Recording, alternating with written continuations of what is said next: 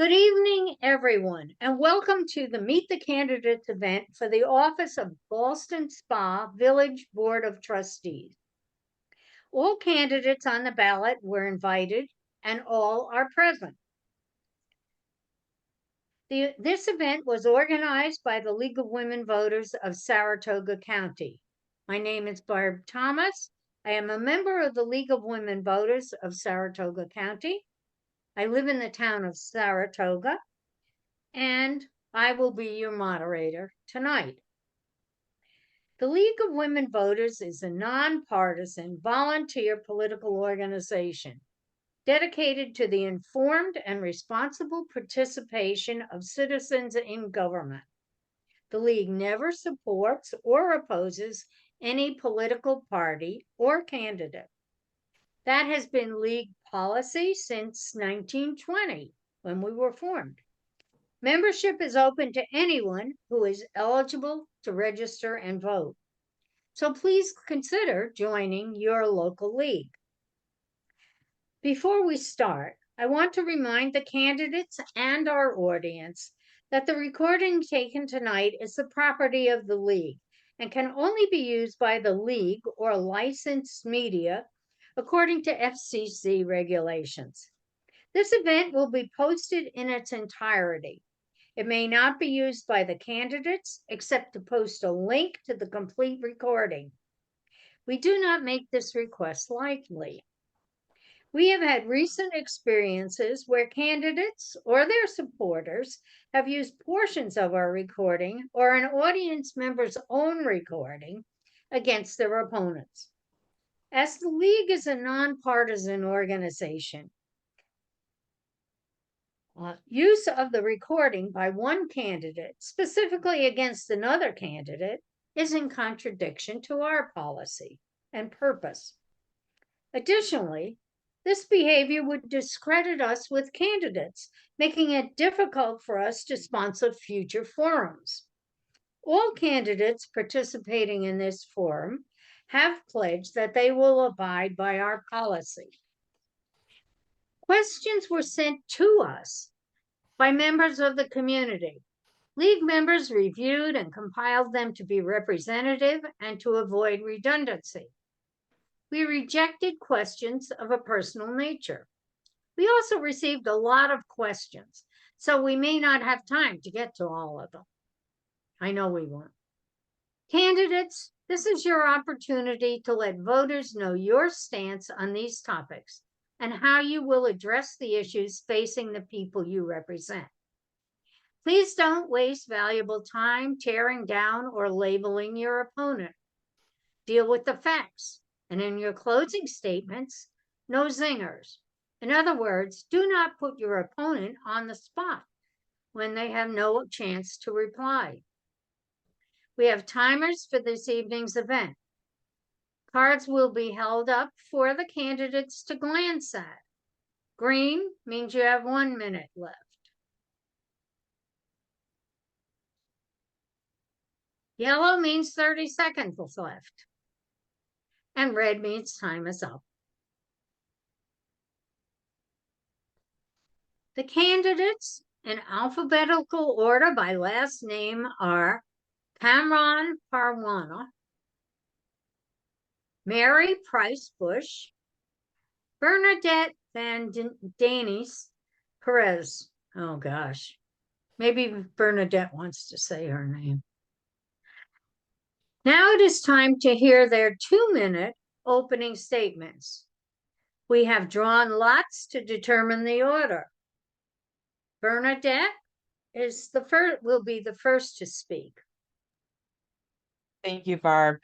Thank you to the League of Women Voters. We are just so appreciative for the opportunity to answer questions from voters. And this is always a big highlight of any campaign, especially locally. It's important to hear from your candidates. My name is Bernadette VanDeinse-Perez. I am a trustee at the Village Board. It's been 18 months since I've been in office, and Ballston Spa has so much to be proud of. It has just honestly, it's the jewel of the village or the capital region. People want to live here, work here, and play here. And we accomplish that by listening to residents on every issue facing the village, everything from investment to creating collaborations between organizations in the village, and also just sprucing up what is best about our village. So I'm very happy to be here. I'm eager to get into the questions, and I hope it's a great night. Thank you. Okay, next is Kamran. Hi, everyone. I'll also say thanks to the League of Women Voters for organizing this, and thank you, Mary and Bernadette, for being here also. So my name is Kamran Parwana, and as I'm sure you've guessed by now, I'm also running for village trustee. I'm running because I believe in the principle that our government and our community are served well when a diversity of voices that can disagree, that can civilly challenge one another, and that can use that experience to strengthen their work and final outcomes, are present and are there to bring a wide perspective of what is happening in our community. My wife and I bought our home in the village 10 years ago now. In that time, especially the past 5 years, we've seen such a positive growth in the community, in our neighborhood, in how the government is functioning, and I want to make sure that I can help to that to continue. Professionally, I work internationally advising governments and agencies, including municipalities, on understanding community needs and government capacity, on helping to build planning and capacity related to infrastructure, service delivery, budget management, particularly in places where these activities are new or challenging, and assisting with planning for economic development and other areas like that. I hope I can bring this experience to address some of the challenges the village is facing and make sure that we can continue on a good trajectory to keep everything going the way that everyone would like it to be going. Thanks. Thank you. And Mary. I'm Mary Price Bush. I've lived in the village for 34 years. I raised my 2 children here. I love it. This is my first house I bought. This is the only house I've purchased. And I want people to know how special this village is. And we have a lot of potential. We seem to be in a little bit of a rut where infrastructure issues haven't been resolved, but there are plans in place, plans being worked on. There's revenue. I belong to the Zoning Board of Appeals, the Events Committee, the Revenue Advisory Committee. I also do contract work with Alliance 180, which is a nonprofit suicide prevention for veterans and first responders. And through all of this, I'm seeing what people need, and people mostly just want to be heard. And I feel that, you know, we need to listen to our residents and follow what they say or follow what their concerns are. And I hope that as a village, we can do that and we can solve a lot of our current issues. Thank you. Thank you very much.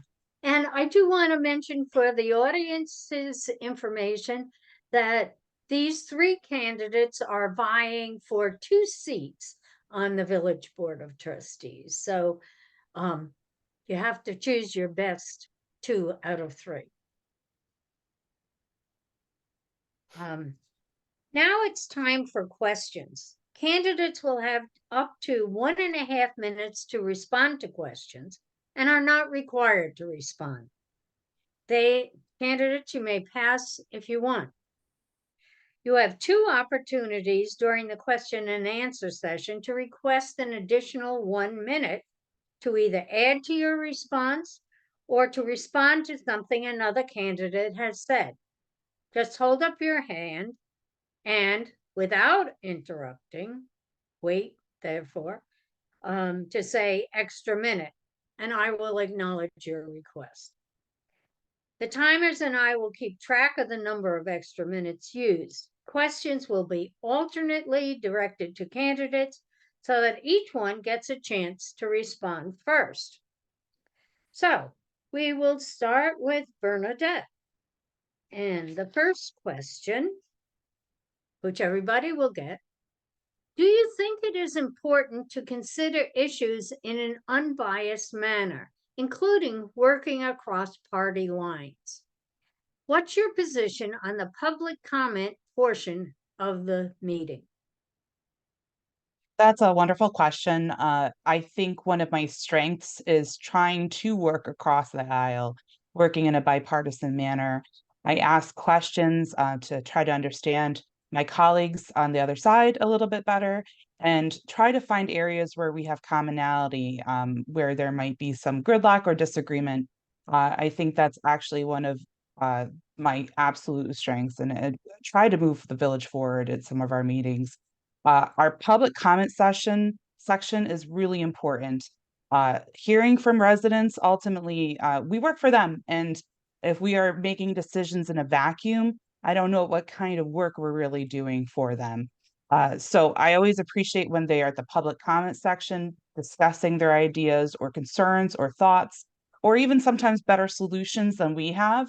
But even still, beyond that, we talk to residents on the street, emails, phone calls, all of it. All public input is really important and it doesn't just stop at the meeting. So I think it's a wonderful way to engage the public, and I want to further that and encourage more. Thank you. Thank you. And second will be Karan. Sure.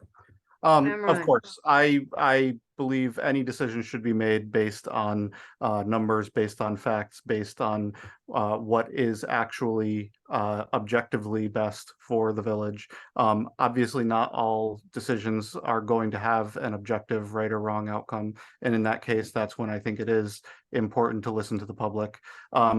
It's interesting that these two questions are put together here, the question of making decisions based on partisanship and the question of the public comment period in meetings. I think the public comment period is very valuable. I also think it often becomes a content that lowers the value of getting all sides to actually be able to express an opinion. I think sometimes some people are intimidated by the buildup of one side, and I would hope that we can get to a point where everyone is getting their opinion out, and that we can hear all opinions and not just the loudest ones. Thank you very much. Mary. It is very important to have bipartisan opinions and public comment. As Bernadette said, the residents have great ideas. Speaking to people pretty recent, people of all ages have suggestions, and we try to get them to attend the meetings and come to public comment because their opinions are valued, and sometimes their viewpoints are very fresh, and we tend to just think about our own ideas and how problems should be solved. And it's nice to have the new ideas of the residents, and their opinions are very important. And I think they should be thought of and considered when we're making decisions. Thank you. Okay, the next question is, how will you improve communication of village services and policies to all residents, including the use of social media? And the first person to answer that will be Kamran. Sure. So I think there had been some efforts to improve communication recently that I haven't really seen continued. So there was a newsletter that was going out with the water bills. I believe happened with the last water bill. I might be wrong, but I don't remember seeing that when my last water bill arrived. I would like to see that continued, but at the same time, I think that that's not really frequent enough. It would be nice to see the village itself making more of an effort to communicate with people on social media. If that's the most effective, it certainly is probably the most cost effective. But I think there are lots of ways that we can get information about what's going on with the village out more frequently. whether it is that newsletter that can reach people who aren't necessarily on social media, maybe making that more frequent, making that something that is more standardized in terms of getting to people on a more regular basis. But I think there also need to be opportunities to more formally meet with people rather than just going to whatever event there happens to be. I think that there are a lot of other ways that the village can communicate with people outside of the meetings that obviously get somewhat contentious and make it hard for everyone to feel like participating. So I think there might be other ways to communicate through those sorts of events without it being something that requires listening through all of that debate. Thank you very much, Kamran. Now Mary? It's a good question. It's a difficult question, and I'm listening to Kamran because I am not a social media type person. So I'm kind of caught up in, those are good questions. I do realize that the newsletter that went out with the water bill was very informative. Mayor Woolbright included those, and I did look forward to seeing updates on what was going on in the village. For elderly people, they may not be as into social media or computer usage, so we do have to think of other ways to reach out to them. The younger residents, I know that that's second nature to younger generations. A public meeting or, a gathering, a coffee chat or whatever with residents if they want to get together and discuss things. The community events that the village puts on, Family Fun Day and the Birdhouse Festival, these events, people got to go and they discuss, they bring up topics with the village because they're in the village. And I think that that is a good way for the residents to connect and just speak their mind. Thank you. Thank you. Okay, the next question is, I Barb, don't I think didn't get a Bernadette got chance to to answer that answer. question. Thanks, Oh. Kamran, for the backup. yes, sorry, Bernadette. That's okay. That's quite all right. Communication's always a challenge in the village because we have a number, all ages in our community and all abilities in our community. So we have to consider everything from print communications. And I do hope that we can get more newsletters out. I think we need to kind of work through some disagreement stuff. But when we are able to agree, we did have a really nice newsletter. We should talk about some of the accomplishments as a whole group that we've made. Saratoga Springs uses some technology. The comp plan had suggested perhaps utilizing text messages, a text messaging system. Those technologies are available. But sometimes good old door-to-door visiting businesses with our bus shelter proposal that came out earlier this year, I went door to door on a very rainy day to visit our businesses, make sure that I dropped off information that we were looking for their opinion about how a bus shelter, what they envision sort of amenities would be for public transportation and how it might impact them. So from a variety of issues, there's a variety of ways to reach out to the public for their input. Thank you. Thank you. Sorry to have missed you. All righty, the next question is, what is your plan for improving village sidewalks? Who should be responsible for the sidewalks? How should repairs and maintenance be funded? And the first person for that is Mary. Well, that's been a big topic of late with the village meetings and trying to decide whether the residents should have a sidewalk tax or take care of their own installation of the sidewalks. It sounds like there needs to be a lot more study done as to how much each is going to cost the village residents. And if we do go with a sidewalk tax for everyone, it has to be fair and across the board. Some people, there's a possibility of having a loan available to residents so that they can receive reimbursement for their sidewalks, which is great.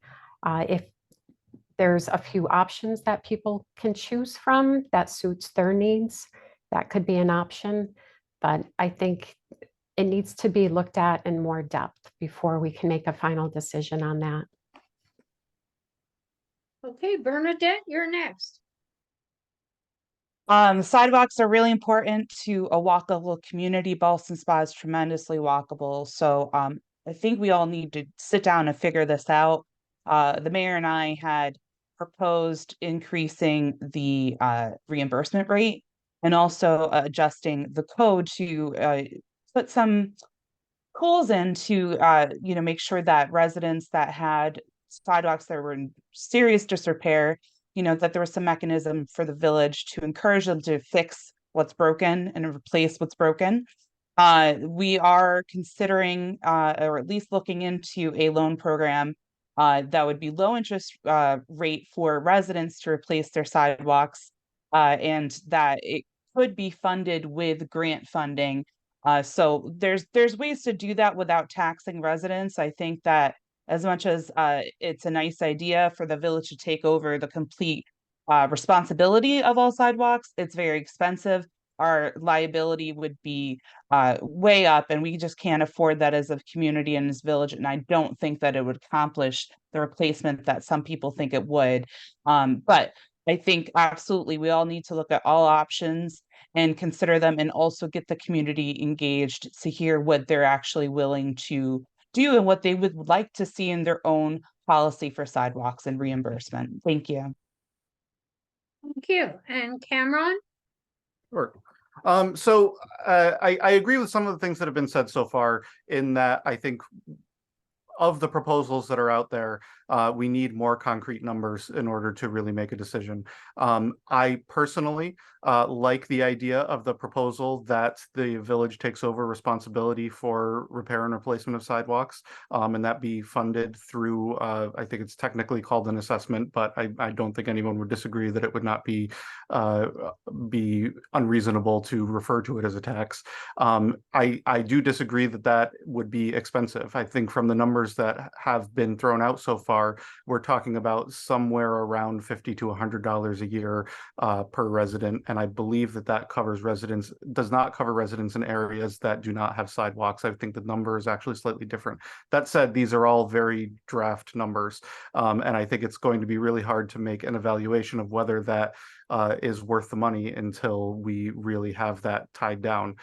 The proposal by the mayor last night to look at a loan program is interesting. I'm not sure that I see that that would really provide much more of an incentive for people to replace their sidewalks more quickly than what we have now. But I'd be open to hearing how that might work and whether that might be a better alternative.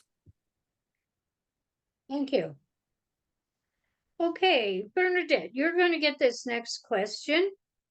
And it is, how will you deal with existing traffic congestion and the potential for more congestion from the 17 new retail businesses just outside the village? Traffic is an issue. I think that our residents have communicated that very clearly to us. But not only that, though, as an official, I see it with my own eyes. I'm a pedestrian. This past year I didn't ride my bike as much as I would hope, but I have been a cyclist. So I understand the challenges. I think we need to get the state involved at this rate if there's going to be a lot of traffic impacts. But as far as I heard, that development of retail is they did a traffic study, so I haven't seen it myself, but I have to take a look at it. If it's going to be significant, we do need to talk to the state because that's Route 50. It's going to tie into Route 50, but we need to talk to our neighbors, town of Ballston. But as far as I'm aware, I don't know of any specifics where the traffic might be significantly higher. But again, I have to see the traffic study myself. But beyond that, again, it's about communicating with the public, getting them involved, seeing what kind of solutions that there might be, and traffic patrol. We added a police officer to make sure that there is better traffic patrol, and it's been working so far. So those are some solutions, or at least attacks that we could approach this issue, and certainly open to more. Thank you. Kamran, Sure. Aside from the specific development that was mentioned in that question, I think this is really more a question of how we deal with the traffic that's now going through the village, separate from the traffic that's going into the village. Traffic that's actually going into the village, there's probably more that we can do about in terms of looking at major routes that people are going in and out, where people are ending up, and how the village's roads that the village is responsible for, we can make changes in terms of signage, in terms of enforcement. But I think the major question the major issue that question is referring to is really the traffic between Milton and the town of Ballston through the village. And that is really an issue that needs to be dealt with both by talking to the towns surrounding us and talking to the state, who's ultimately responsible for that road. I think that it would be very hard to redirect traffic off of that street through the rest of the village. There's not really an opportunity to take that volume of traffic and put it somewhere else. So I think this is really a place where the village needs to be working with people who have responsibilities for the places around us to make sure that any development is done with traffic through the village in mind. thank you. Okay, Mary. Yeah, I'm not sure how you can limit the congestion. If it's in the south part of the village, that is pretty close to where you would go to get on the Northway. So that would probably deter people from coming through the village. If they knew, you know, it was going to be crowded, they would perhaps take the Northway and go home that way, or other routes that they would be close to. The congestion in the village has been an issue already, and a lot of it has been due to the CDTA buses and the bus stops and blocking, you know, cars being able to go around them during busy times. And that is also being worked on. They're looking at ways to make the bus stops out of the way, where they're not going to be sticking out into traffic and traffic can pass by the buses. Signage also may help if, you know, there's more signage pointing to different areas, different towns. If someone wants to not come through Ballston Spa, let them know which way to go.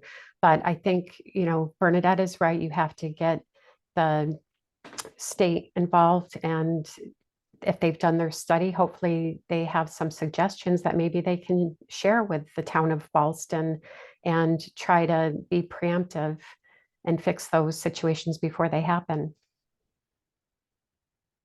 Thank you.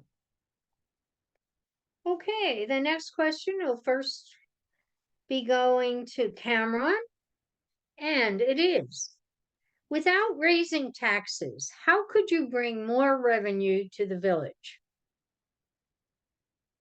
I think there are a number of ways that we can look at generating new revenue. One of those is already happening. So there's a slow increase in water rates that is occurring right now. One of the things that I would like to see is that slow increase of water rates includes at some or all of that increase being actually dedicated in a reserve fund to water. I think right now that increase in what we're already being charged for water is actually looks like it very closely equals some other areas of the budget that are increasing equally quickly that are not related to water. So I would like to see that as we find new sources of revenue, that we consider what we actually need new revenue for. So for instance, with those increases in our water rates, that be somewhat or partially or completely dedicated to actually addressing our water issues. So the revenue committee is looking at a variety of things that we could use to increase revenue right now. But I think I've run out of time. No. Oh, okay. I saw the sign out of the corner of my eye. So we're I saw the wrong color. Have I been? Sorry, I'll end there. I lost track of myself. All right, whatever. Mary, you're next on that same question about raising revenue for the village without raising taxes. Without raising taxes? Good question. The revenue committee, we have been working on the water rates, and I think that we need to make sure that our water rates are in line with the surrounding areas. Right now, we're the lowest rate around, and we don't want to raise them, but we do have to make sure that we're covering the cost of producing the water. The revenue committee, you know, they were there to come up with other ideas, and the village should check and see if any of the other ideas are feasible and explore and see if they can be used.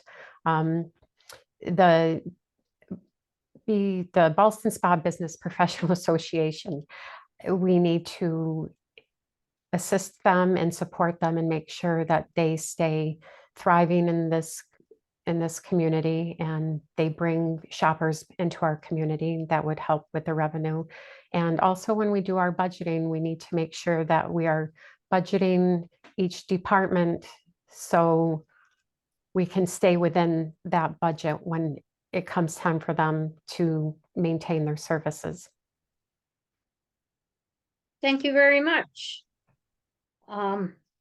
Okay, and Bernadette.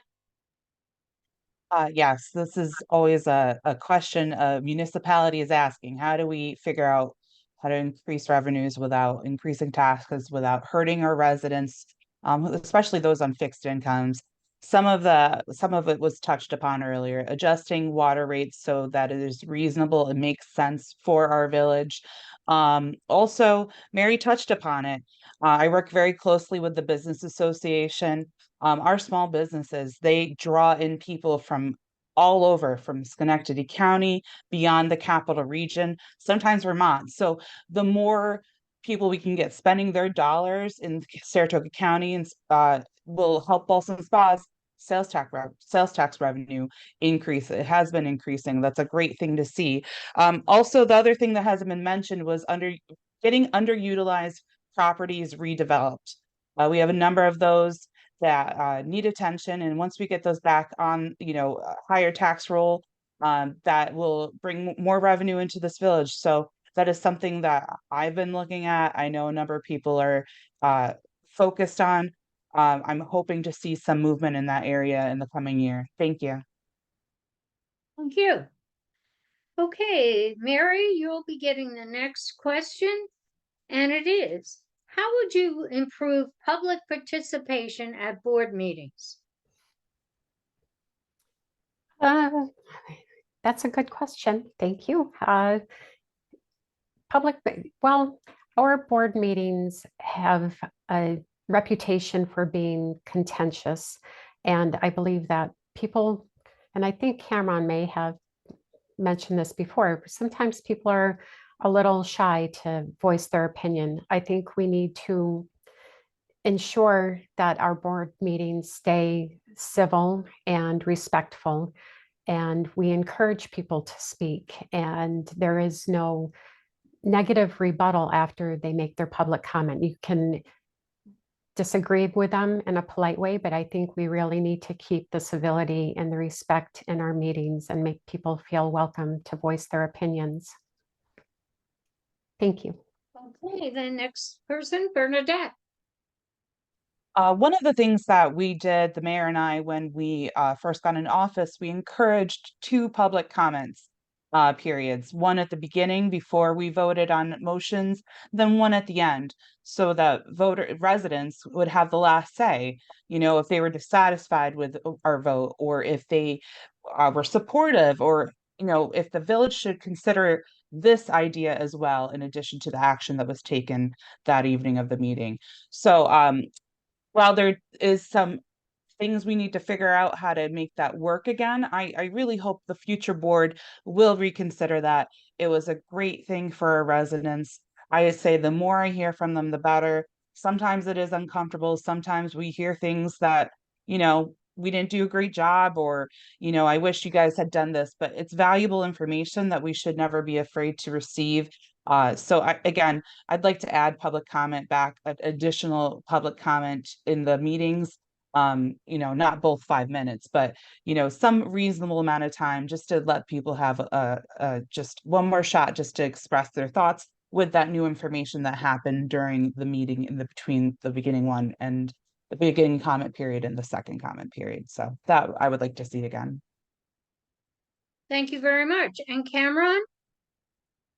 So I'll echo the close of Mary's statement that I think it's important that we make public comment and being able to engage with the board more welcoming for people. And yes, it's great for people to have more time to speak. I think many people would appreciate to have 2 public comments.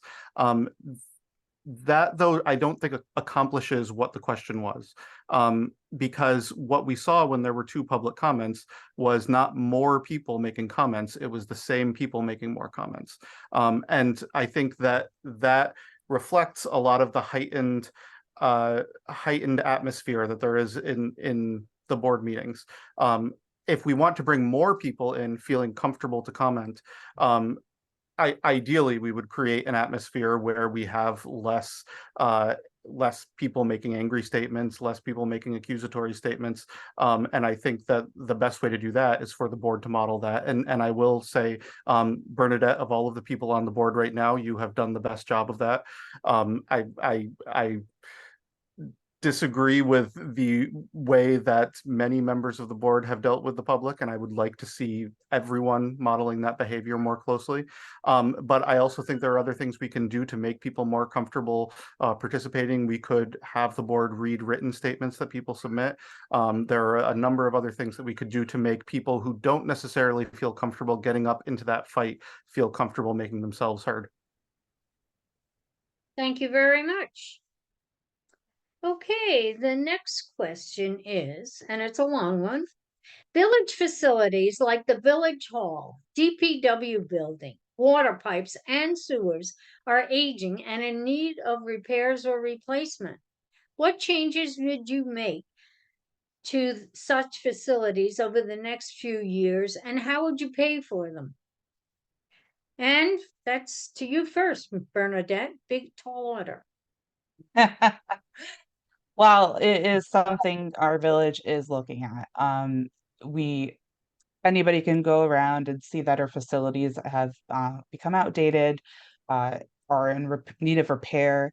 The village board, we work toward, we're going to be purchasing the old community, well, what is currently the emergency services, the EMS building, sorry, on Thompson Street. And repurposing that for our police department. Our police department do a ton of work for us, and they deserve a facility that is functioning and works well. And we also would be able to secure evidence well. And then we'd also need to look at rehabbing the current police department and make that our justice offices, make that our courts, and also space for the village to actually hold meetings as well. And DPW, we currently have our engineer, they put plans together to repair what's broken with the DPW building, but also we need to look at replacing that and giving them a facility that protects our equipment and their items. To quickly touch on financing for it, we'd have to look at loans, look at low interest loans, see what's available, perhaps in the way of grants, and also maybe perhaps look at repurposing some of our properties. We own a lot of properties that are underutilized as a village, and we could look at that to figure out some Thank you. financing. Thank you. Thank you. Kamran? So first of all, we never should have gotten in a position where our public buildings are in the state that they are.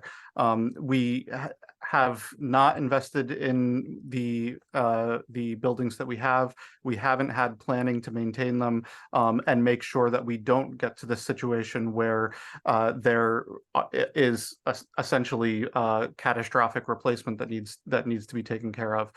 It's much more expensive to essentially rebuild or replace these buildings now than it would have been to maintain them over time. And any action that's taken to replace or repair DPW, the courts, the police, Village Hall, needs to be done with a plan in mind for how the village, with the assets that we have now, with the revenue that we have now, can make sure that that maintenance happens. In terms of financing, the village simply can't afford to entirely repair or replace all of those buildings. So we're going to have to do it with loans, with aggressively pursuing grants, and making sure that we have a real plan for moving those departments into places where they will operate efficiently, and with a real maintenance plan in place. Thank you very much. Mary? Thank you. I think we do need to get creative with how we renovate or reuse buildings. Kamran is right, where we should be budgeting for these repairs and the maintenance of the different village-owned buildings. Ones that are not used or underutilized, maybe the village doesn't have need for them anymore. Maybe they can be sold and the revenue from that be put towards the repair of the other buildings or our infrastructure. There are state funding opportunities, state financing opportunities, and the BOA program, as well as grants that would help with these endeavors, I guess. But I think for the most part, just being creative, working with private developers to see if they have any ideas on how we can maintain or repurpose our buildings. Thank you. Thank you. And now, the next question. Speeding vehicles continue to be an ongoing public safety problem in our village neighborhoods. If elected, what is your specific plan to remedy this? What is your timeline for implementation, and how will residents be included in the process? And you're first up on that, Kamran. All right. So I know there have been a lot of actions taken on this recently. So I know they've increased or plans, more specifically police patrols, to try to be more present. There has been discussion of signage, the light up signs that tell you how fast you're going, possibly being used, or something along those lines. And I think those are the immediate answers that I'm glad are being talked about or done. I think we need to look at how we mark some of the major thoroughfares in the village more carefully. I know my street right out here sounds like I have people racing up and down South Street all day. Some of it's just because there are louder cars going up and down it, but it seems like people are going pretty fast, and there are no markings on that street. And I think that just making sure that we have streets that are marked appropriately can control traffic to some extent, and it's a fairly easy action that we can take to start addressing that. That said, those kinds of actions have been taken in other parts of the village, and I think there is more that we need to do. So we need to keep on top of where the biggest areas are that there are infractions happening. Make sure that we have a visible police presence when we can in the places where there are really serious problems. Sorry. Thank you. Run out. Thank you. Okay, Mary, why don't you tackle that same one? It's a great question, and it's kind of difficult to make people stop speeding without police presence, and our police cannot be. Is that popping up on the screen? Do you see that? I'm sorry. Anyway, I've got a big block in front of me. It's difficult, like I said, I'm sorry, for police to be everywhere, signage would definitely help. I've been told that you only need speed limit signs when you're entering the village, but I feel people just get distracted and they could use those reminders. Maybe we don't give out as many warnings. Maybe we give out tickets and word will get out that our streets you can't speed on. For the safety of pedestrians, children, other motorists, we have people who are running stop signs. A lot of that is probably due to speed. And if we can just slow everybody down, they'll be more observant to what's going on around them. And hopefully that would help the situation, but I guess time will tell. Okay, thank you. Bernadette? We got some big questions. That is a pervasive issue in our village. I think it impacts every person. I know I see it. I'm sure everybody on this panel sees people violating the traffic laws all the time, which now stresses me out more as an elected official. But I think definitely getting some signage, better signage, getting painting can be helpful. I know the signage that we put on the crosswalks on Hyde Boulevard are actually in Malta Avenue were also helpful. We could maybe consider investing in more of those just to make people more aware that there's certain areas that are pedestrian heavy. Law enforcement for those real hot spots like West Ave is one of those terrible West Street, excuse me, is a really terrible spot for speeding because you have people coming from Milton into the village and vice versa, and no one's regarding the speed. So there's a number of ways we can approach this, but no one really touched on community engagement. Perhaps we can have kind of a meeting or kind of a gathering where we have kind of the consultants for the comp plan and talk about these things, pedestrian and bike safety efforts. We can even have a map at the village office and people can stop in and stick a sticker where it's a real problem to them. So we can just be more visually aware. But there's a number of areas we can do things in. So thank you. Thank you, Bernadette. Okay, the next question will go first to you, Bernadette, and it is, will you support a limit of 3 stories in residential areas to 4 stories downtown and design standards for new zoning for Ballston Spa? How will all parties, such as residents, developers, and businesses, be able to provide input? So this has been a part of, we had some discussions earlier in the beginning of my term, probably like the first few months. There were a lot of discussions about design standards, PUDD standards. One of the things that we really need to consider, I think, with the rezoning is thinking about what's appropriate. We have 2 different types of residential zones. There's single family home areas. Then there's like R2, which is more dense. I live in R2.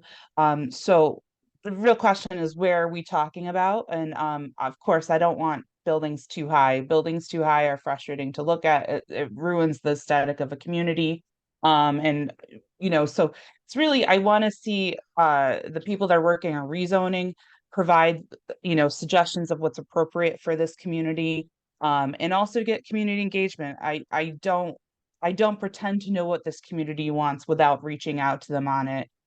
Zoning is going to be a big issue we're going to be working on in the next year or so. So, I definitely support design standards, support, limited height that makes sense for Ballston Spa, not for Saratoga, not for anywhere else, but Ballston Spa. So I forget what the height limits were, but, I'd certainly consider them and talk about it with the community. Thank you. Thank you. Kamran? So if I'm not mistaken, I think that 3-story height limit is what was in the comp plan. And I know that they went through significant community engagement in order to come up with everything in that plan, and I assume that that was the case for that number as well. So I would, if assuming that I'm correct and that's what's in the comp plan, then I would support that, because I think they arrived at that number through a pretty rigorous process, speaking to people in the community and making sure that it's what everyone wants. That said, I think that design standards are really important to make sure that we maintain our community in a way that that it stays looking like the community that everyone moved into and that everyone enjoys. And I think that that's particularly important for a lot of the big developments or big properties that will need to be developed over the next couple of years. And those, I think, are probably the places where that question of height is the biggest issue, where we have very large properties and probably people looking to do something a little bit higher. Is it possible that that flexibility within a design standard for slightly higher buildings might make sense? I think that that's something that needs to be discussed wider in the community about specific properties, but may not be really possible to set that standard outside of the new zoning. Thanks. Thank you. And Mary?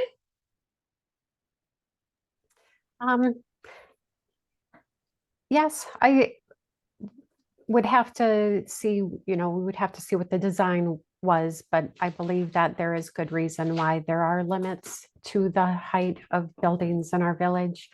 You don't want something that's going to be so out of place, it becomes an eyesore instead of, an attraction. I think that our planning board and our zoning boards, they have a good sense of how the village should just flow together. I know, within the historic district, we have certain standards that we want to keep, and that should be village-wide, where you want to keep the charm and the character of the village, charming. So I would tend to support those limitations in the residential and in the downtown areas. Thank you. Okay, this next question is going to probably be the very last question, unless you just say yes or no, something. And because I skipped somebody, Mary, you're going to answer this question first. Do you think short-term rentals, such as Airbnb, are negatively impacting village neighborhoods? If so, are regulations needed? I believe that Airbnbs could negatively impact neighborhoods. You don't know who you're going to be renting to, and it can cause a lot of stress for the neighbor next door if you have a group in there who's unruly. Not saying that people who rent Airbnbs are unruly, but you never know. You want to make sure that you're not making your next door neighbors uncomfortable, and with the turnover, it's going to be a different group quite often. And just for the safety of our neighborhood, you don't know who's coming in. I'm very protective of my neighborhood, and I like to know who's around. So I think that while Airbnbs are a good profit maker for people, we have to be careful with our neighbors and making sure that we keep our village secure. Thank you. Bernadette? I think short-term rentals, while they can be very useful for a property owner, I think there needs to be some regulations in place to protect neighbors, protect communities. I had an incident where somebody in my neighborhood was doing a short-term rental. It was not a safe situation, and I would like to see some registration so that we know people are doing that. It is not uncommon that there are short-term rental regulations that's being done throughout the entire state by many municipalities. So Ballston Spa should really consider that. Not to say that we would be against having short-term rentals, we just want to know what people are doing so that there's some safety measures in place. Thank you. Thank you. Kamran? Sure. So Airbnbs are a business, and I think that they should be treated like one. We should have some standards for how people operate them, for how for what people are or are not allowed to, in order to make sure we don't have these incidents where something is used as a party house or something like that. That said, they are a valuable asset. I know when I have family coming to visit where we can't fit everybody in our house, we have had people find Airbnbs in Ballston Spa sometime to be able to stay nearby and still be able to visit without having to go to a hotel farther away. That said, I think that it's really important to have standards for any business that's operating within our village lines, and we should make sure that we look at that appropriately. Thank you.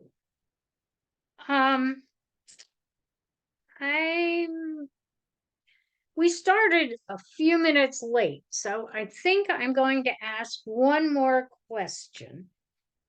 And that is, what plan do you have for improving parking? And first, that will go to Cameron. Sure. So I think first off, we have more parking than I think people realize. It's just not directly in front of the businesses that people want to visit. And I think improving signage to direct people to the parking that we do have is an easy first step. It doesn't entirely solve the problem, but it's something that we can do with very minimal expense in order to direct people to public lots that might not be right on Front Street, to areas where there is parking that isn't directly in front of shops. I think improving the sidewalks, improving the ability to move between those other areas where there is parking and our central business district is also important, because that will make it easier and more likely that people will feel okay parking a little farther away. That said, parking farther away is not an option for everyone. There are some people that just can't walk that distance, or maybe you are carrying something or have kids, or so there are things that need to be done in order to increase the actual stock of parking that we have. And I think that's a bigger question that I think we need a real study on, and that shouldn't just be thrown around in terms of random ideas. Thank you. Okay, Mary? I don't know if there's a lot more spaces to put parking in the village without people having to walk into the residential areas, which doesn't sound very convenient for anyone. Signage to direct people where the parking lots are, as Cameron said, I think would help. Maybe putting up signs trying to limit how long people are parking in an area. Some people, if they're in town to shop, that's great. But there's really no way to enforce how long someone stays in a parking area. So it's difficult. I don't know if there has been any studies done to see if there are other options or areas where people can park, but I think probably, more signage to direct them to the existing parking lots may help. Thank you. Thank you, Mary. Bernadette? So parking has been an issue I have had on my heart for a long time, working with the business association when I was on that board. Obviously, businesses want more parking for, access for their businesses and their customers. There are a number of issues. Of course, I think that we should get a team to work on it, specifically on this issue, get a committee together. Signage. We need better signage. We need our code to be fixed. We can't even enforce, parking tickets. People are parking inappropriately, and we have no way of correcting that or providing any citation. We could consider pay meters, like, Albany and other municipalities consider. There's apps to pay for your parking, so we can have certain areas that are closer to the businesses be more accessible with more higher turnover of parking. We have parking lots that there are people don't understand are public parking lots and are not being turned over fast enough for downtown goers, people that are coming downtown. So there's a number of areas that we can look at I think it's going to take a team. It's not going to be one person who has one idea. It's going to fix it all. We need a team to look at everything, call it a study if you will, but I just think that it's going to have to be a more systematic approach. And we have to figure it out because it is one of the areas that is hindering our small businesses. It's hindering our residents from able to accessing services like at the pharmacy or the post office. So we have to look at it. Thank you very much. Okay, now it's time for closing statements. Candidates, you have no more than 1 minute each. And the first one to speak will be Bernadette. Thank you again to the League of Women Voters, and thank you to the candidates. This has been a really engaging conversation. I just want to sum up why I ran in the first place. And it was something that somebody said to me earlier today, a resident. I believe in Ballston Spa, and to my core, this is my hometown community. I grew up here. We have some of the best people living here, and when we put our minds together, we can do good things for this community and for everyone who lives here. So I encourage everyone to get out there and vote. I hope you'll consider me as your trustee and to continue in the work we're doing, and also to hopefully consider Mary and honestly Kamran, consider his ideas. But I'm very happy to be here, and it's just been an honor serving no matter what. So thank you. Thank you. Kamran. I'll say thank you as well. So thanks, everybody. I think you're going to hear a lot of thanks. But I really appreciate this conversation. I really enjoyed what a productive conversation this was, and that we were really talking about ideas and solving problems. And I hope that I will have the opportunity to help do that in the future in whatever way I can. And thanks, everyone, for taking the time to listen. Thank you very much. And Mary? And I didn't thank you at the beginning of the program, so I owe you double thanks for hosting us tonight. And some of the questions, they were great questions. I thank everyone who donated to the question bank. And I also, Bernadette, I love my village, and I feel very fortunate that I have lived here and that I brought my kids up here. And I want other families to be attracted to the village. And we have some issues, but they're not horrible issues by any means. And I would like to promote the village all that I can and help resolve some issues. So as Bernadette said, get out and vote. And I thank you for your time. Thank you very much. Don't forget to vote. Early voting starts Saturday, October 28th, this Saturday, and it continues through Sunday, November 5th. You can find your early voting site and hours by calling the Board of Elections of Saratoga County. And if you live in the village, it's easy to get to the Board of Elections, which is one of the sites over at 50 High Street. Election day is Tuesday, November 7th, and the polls are going to be open from 6 a.m. to 9 p.m. I want to thank all the candidates for attending this event and helping to educate the voters. And I want to thank the public for submitting questions, even the ones we didn't use because we just didn't have enough time. And all the viewers who have taken the time to watch this event and learn about the candidates. Good evening.